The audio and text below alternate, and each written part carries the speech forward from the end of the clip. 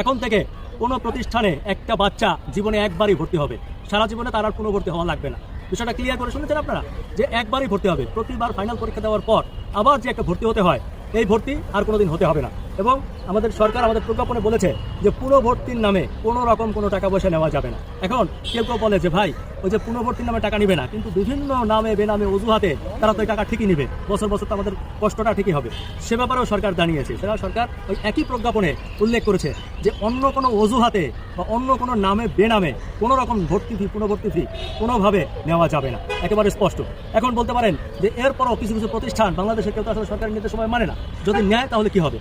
যদি এই নিষেধাজ্ঞার পরেও, এই প্রজ্ঞাপনের পরেও যদি কোনো প্রতিষ্ঠান পুনর্ভর্তি ফি নেয়, আমি আবারও বলছি, যদি কোনো প্রতিষ্ঠান পুনর্ভর্তি ফি নেয় তাহলে প্রজ্ঞাপনে স্পষ্ট উল্লেখ আছে ওই প্রতিষ্ঠানের প্রধান শিক্ষক এবং এই পুনর্ভর্তি ফির সাথে যারা যারা জড়িত প্রত্যেককে বরখাস্ত হবে, প্রত্যেককে বরখাস্ত করা হবে। সরকারি নির্দেশনা আমিও দৃঢ়ভাবে জানিয়ে দিলাম, যেটি কিন্তু মানতে হবে এবং প্রতিষ্ঠানের লাইসেন্স বাতিল হবে, অর্থাৎ ওই প্রতিষ্ঠানে ওই শিক্ষা নিয়ে বাণিজ্য কিন্তু এই দেশে আর করা যাবে না, এটি স্পষ্ট। তার মানে সরকার যেমন নির্দেশনা দিয়েছে তেমনি সরকার কঠোর হয়েছে।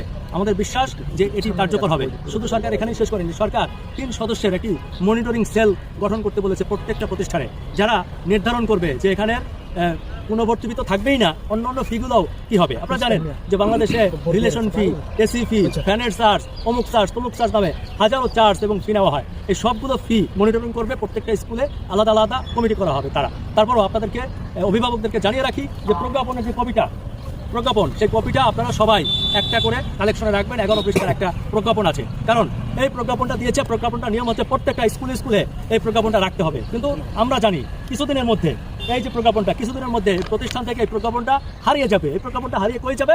দেখবেন ওই প্রতিষ্ঠানের মালিক কিংবা কোনো শিক্ষকের বাসার বালিশের নিচে কিংবা খাটের নিচে, এটা আর খুঁজে পাওয়া যাবে না। সরকার এরকম অনেক বিধিনিষেধ দেওয়া হয়, কিন্তু সেগুলোকে আর খুঁজে পাওয়া যায় না। এটা থেকে মুক্তির উপায় কি? মুক্তির উপায় হচ্ছে আপনারা যারা অভিভাবকরা আছেন, আপনারা যারা সাংবাদিকেরা আছেন, আপনারা যারা সমাজে সচেতন মানুষ আছেন, মানবাধিকার কর্মী আছেন, প্রত্যেককে বলবো আপনারা সজাগ থাকবেন। এটা আজব একটা দেশ, এখানে না পিটাইলে না আন্দোলন করলে কোনো কিছু আদায় করা যায় না। এখানে আপনি যদি একটা রিক্সায় ওঠেন, আপনি যদি রিক্সাদার সাথে বার্গেনিং না করেন, আপনার ভাড়া 10 টাকা বেশি রেখে দেবে। আপনি যদি একটা কাপড় চোপড় কিনতে যান, আপনি যদি বার্গেনিং না করেন, আপনার কাছ থেকে 150 টাকা বেশি রেখে দেবে, 100 টাকা বেশি রেখে দেবে। কারণ সব ক্ষেত্রে যেহেতু আমাদের বার্গেনিং করতে হয়, এডুকেশনও আমাদেরকে যখনই ফি চাইবে আপনারা বার্গেনিং করবেন। অভিভাবকদেরকে বলি, আপনারা চ্যালেঞ্জ করবেন, এই কপিটা দেখাবেন যে প্রজ্ঞাপনে বলা আছে কোনো রকম পুনর্ভর্তি ফি নেওয়া যাবে না। এরপরও আপনারা যদি ব্যর্থ হন, গভর্নমেন্টকে জানাবেন, আইন শৃঙ্খলা রক্ষাকারীকে বাহিনীকে জানাবেন। আপনারা যদি একান্ত কিছু না পারেন আমাদের ফোন করবেন, আমাদেরকে জানাবেন। আমরা সেই যথাযথ প্রতিষ্ঠানকে আইনের আওতায় আনার জন্য যা যা করা দরকার ব্যক্তিগতভাবে হলে আমি আছি, আমি সেটা করব এবং বাংলাদেশে এই আইন ইনশাআল্লাহ কার্যকর হবে বা কার্যকর করে ছাড়বো। আপনারা জানেন যে বাংলাদেশে নতুন সরকার এসেছে এবং আমাদের সৌভাগ্য